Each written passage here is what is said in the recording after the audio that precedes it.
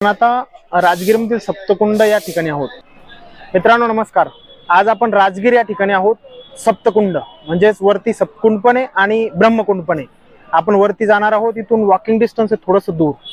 तर खाली बघितलं तुम्ही सप्तकुंड आहे आणि सप्तकुंडाच्या नंतर तिथं ब्रह्मकुंड पण आहे आणि इकडे लक्ष्मी नारायण मंदिर आहे, इकडे महाकालेश्वर मंदिर आहे, तिकडे व्यासकुंड आहे, व्यासकुंडाच्या सोबतच मारुतीचं मंदिर आहे आणि इकडे अनंत ऋषिकुंड आहे.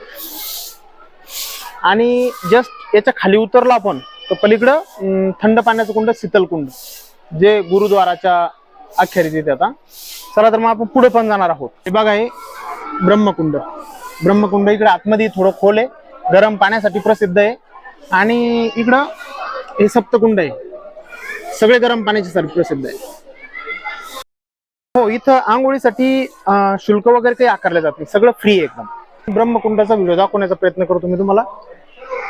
हे बघा इथून ब्रह्मकुंड, हे ब्रह्मकुंड आहे खाली, हे एकदम गरम पाणी याच्यामध्ये.